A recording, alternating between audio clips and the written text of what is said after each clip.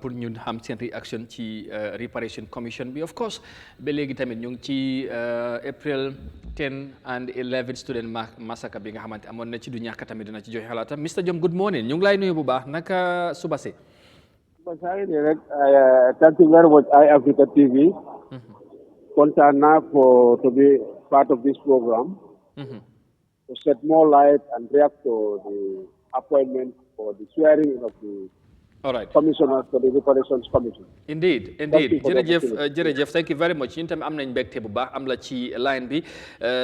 Process bi dafa mel ni yàgg na yàggul xaw ma naka ngeen ko gisee but finally gis nañ ci àjjuma bi président bi dal dina waatloo li nga xamante ne moom mooy juróom-ñaari commissionnaire pour ñu dal di tàmbal liggéey bi pour réparation si victimes yi ñu bari ci yéen victimes yi da ngeen jàppoon ne process bi dafa xala yéex léegi ngeen xala joxoñ nguur gi ndax commitment moo fa nekk wala political will bi dafa xala des finally bi ngeen gisee développement bi naka ngeen ko receive wala naka ngeen ko gisee. Waaw jërëjëf ci laajte bi.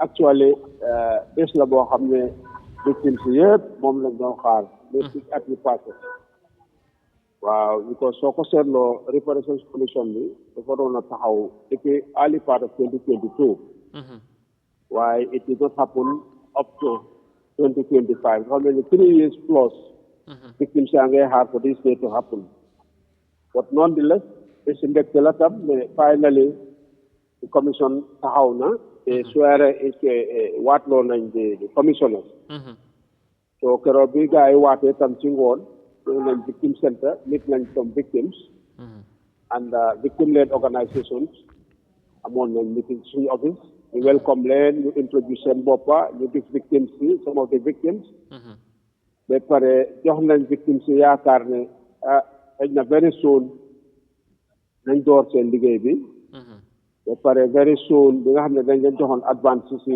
19%. bu des 81% of their reparations amount. Very soon loolu nañ ci taxaw gis ne disburse nañ that money. So jox nañu assurance tam ne government jox nañ leen jox xaalis. xaalis boo xam ne dañ koo séparé dafa am xaalis boo xam ne pour seen opération ci la. then beneen part 20 million for their operation then 20 million for the victims. Trust fund. They gave the victims the assurance the xaalis boo xam ne def nañ ko ci trust fund bi for the victims. kenn du ko laal butut is meant for the victims and it's entirely for the victims. So they gave us that assurance. So dafa mel ni rek dëgg la yéex na waaye finally it has happened. So victims they welcome the idea. Yeah, they will welcome the idea and there is confidence that definitely things will move henceforth. Wow, so victims didn't emphasize mooy xaar bi yàgg na for 3 years plus they've been waiting. am na ñoo xam ne xaar nañ ba dee nañ so appeal nañ ko di commission nañ gis ne start nañ liggéey as soon as possible. Pour settle the balances then you set out yeneen affaire yi. all right ci loolu laa bëgg a ñëw sax parce que réparation bi tàmbali na yaa ngi ko wax léegi government bi joxe woon na 50 million pour ñu dispose xaalis boobu noonu ci victime am nañu ci support sax am nañu ci faju ak yooyu but ci ñenn ci victime si ni ñu ko doxalee woon am nañu ci xaroon na gis seen boppa ba ñu jàpp leen jox dafa tuuti ak yooyu yéen victime si lan ngeen di xaar ci wàllu doxalin ci commission bi ak tamit pour gis ne tamit li ngeen di xaar ci wàllu réparation da ngeen koy gis parce que tamit ñu bari dañ foog ne xaalis kese moo ci nekk te am na xaalis bi nga xamante ne loolu da ngeen ko war a jot bu loolu amul tamit dafa mel ni disappointment lay nekk lan ngay wax ci loolu. waaw jërëjëf dafa mel ni réparation TRRC dañ koo taxawal nguur gi dañ jëloon matuwaay ne dañ jox gaay $280 million to the TRRC. Why da ngaa gis ne liñ leen jot a jox throughout the process of TRRC is only $50 million. So $50 million boobu ci leen jël part of it waa 13 million for interim reparation pour ñu nga xam ne dañ feebar ñu war leen a faj ba pare jàppale victimes itam. So bi ñoo joxee the reparations in 2021 October by then only 37 million lañ amoon loolu moo waral gars yi mënuñoo joxe reparation ñu waree moo indi affaire yi advance yi joxe 19% bu des 81%. so lii moo ko waraloon so dafa mel ni nguur gi 280 million bi ñu waxoon only 15 million lañ commit loolu lañ joxe de TRRC. So that commitment, in 2022, the government they made a pledge of 140 million for reparations commission. Why have got time for commission the tahaw? So the following year, you have 100 and something million. Because the reparation commission the tahaw. So this year, being tahawale the commission, the government the one from 140 million in 2022 to about 40 million, only 40 million. Wow. So the government the 40 million for the commission, then 20 million for of their operation, and 20 million for the victims. So victims we feel the law is not sufficient enough. Okay. It's not sufficient enough at all. Why the other bit not just confidence more. The sale of the Potomac residence, Yahya Jammeh among America. The money is with the American government. It's about 2.something million, about $2.7 million. So Lolo, that Ling agree with the government is they will not give it to the Gambia government. They can only disburse that money after the setting up of the reparations commission. Yeah. So now they are waiting for the reparations commission to say this is our account, send this money to this account. Yeah. So I mean that 2.7 million up $20 million. For the next 1 year or 2 years, Lolo Namuna to have all the requirements for the victims. But then you pay the balances of the victims. Then about 795 victims will have the same balances pending. So certainly Lolo, then they will look into other victims who have they may be eligible. Because they are use on a criteria about how they scrutinize based on the money they have at hand at that time. Yeah. So what guy revisit that the TRRC criteria. Okay. To see that victims may get more money or so. That's our anticipation. Okay. Wow. Yeah. Overall, yang ko wax legi expectation ci li ngeen xaar fu nekk ni xaaroon ngeen yàgg na ak tamit ñu bari xëj na jàpp ne nguur gi xalu ta farlu ci taxawaay bi ba léegi commission bi taxawal nañ ko be gaay waatloon nañ commissioner si and of course lii ban signal la ngeen ci gis ndax foog ngeen ne government bi ñu ngi cee gën a farlu léegi bu baax a baax ak tamit justice bi ngeen di xaar because loolu tamit beneen issue la am na yenn case yi nga xamante ne am na ba léegi nekkul ci biir réew mi am na ñu jàpp ne loolu tamit ba léegi boo gisut mu amul mooy government bi daal moom moo ci farlu wut waaye ndax li jox gën na leen jox yaakaar ne xëj na li ngeen di xaar yëpp léegi tey mu sotti waaw bi di commission bi moom sant yàlla su nekk boobu dem na ak side waaw we've been yàgg nañ di complain ne government amuñ commitment duñ def di préparation commission du am na victime soo xam ne dañ doon wax sax ne TRRC dara du ci génn réparation bi du taxaw government amul commitment waaye finally at least that commitment has been shown waaw so ñu ngi sant yàlla waaye the other things yoo xam ne is a concern mooy the prosecution waaw because the government minister of justice they were set up a special prosecutors unit dafa dañ war a am hybrid special ECOWAS sportam tribunal loolu yëpp mu ngi ci pipeline bi waaye process bi dafa slow bi fii ne is very very slow because li tax ñu gën a fii ne is very slow boy soo xamee the court proceedings in this country I can give example of the Yankuba case and the NIA 9 it took almost 5 years for them to try that single case let alone we have about 70 perpetrators to be tried. So this earlier the better for the victims. Because lolu mo gonna boost the confidence of the victims rather than delaying it. Okay. Wow, we are appealing to the government to at least speed up the process. Wow. All right. So ma doon laajte ban njëriñ la reparation bi am ci victims yi lan nga may tontu. Wow. Okay. Reparations it's so interview 100 victims. 90% over 90% dañ la wax ne man su ma amul reparations du ma reconcile. So reparations most victims dañ la wax ne reparations before reconciliation. They have got the TRRC that was set up to find out the truth, provide reparations to the victims, and reconcile victims and perpetrators. So reparations daf ci am solo torop ñu jox ni compensation ñu war a faju ñu war a dem school mun a fay seen school yi xale yi ñu war a def yeneen yi mun a at least seen economic they uplift their economic status. So loolu na motivate the victims to start thinking of reconciliation. Moo gën a waral sax gis am na the Reparation Commission in place. So right now the government is working on the Reconciliation Commission. Already ñu ko draft tam the reconciliation bill ñu ko draft boobu tam dañ ko war a approve enact ko mu taxaw ñu am commission boo xam ne dafa nekk for reconciliation.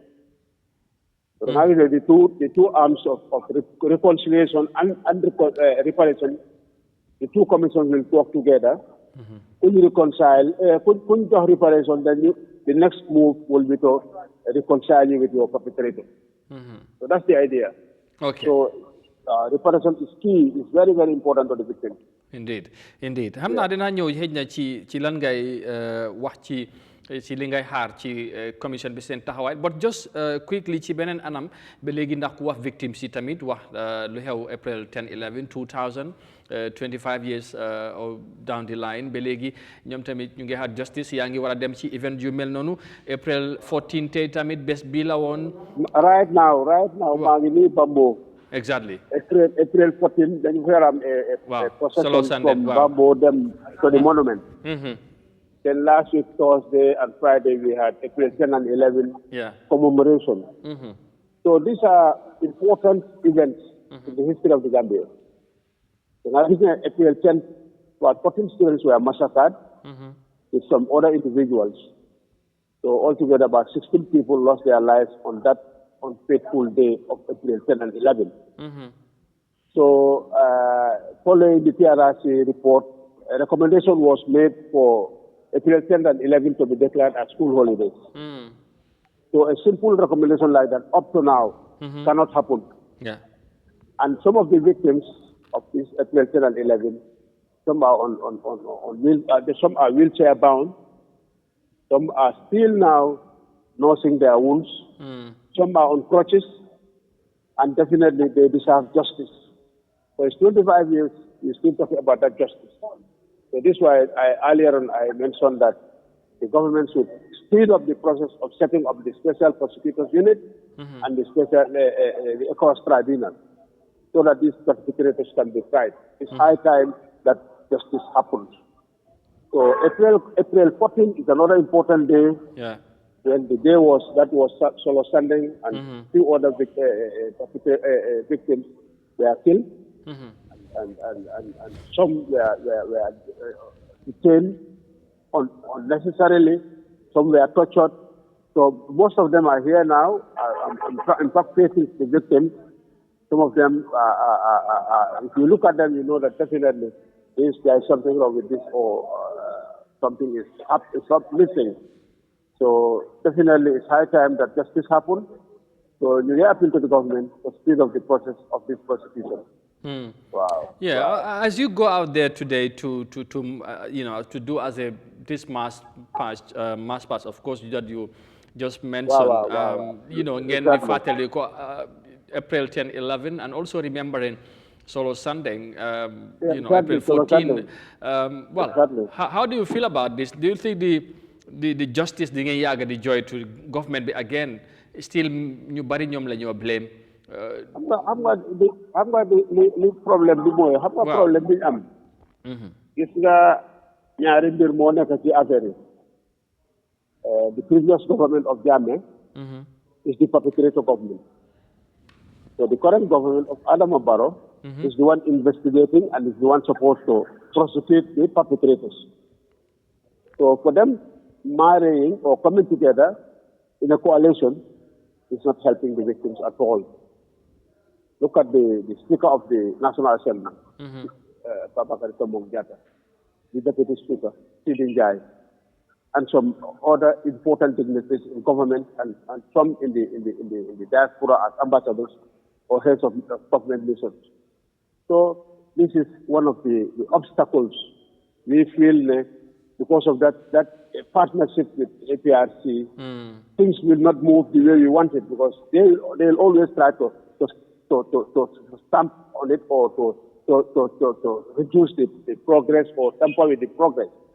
Because shortly before the TRRC report was immediately after it was submitted to the president, there was a comment from Papa Kantambunjata that this is not fair, the TRRC was not fair, and that report should be treated as toilet paper. But just if I can interject here, but just during the swearing of this commissioners, Chief Friday, the President Barrow reiterate all the perpetrators that have committed crimes will face justice, and that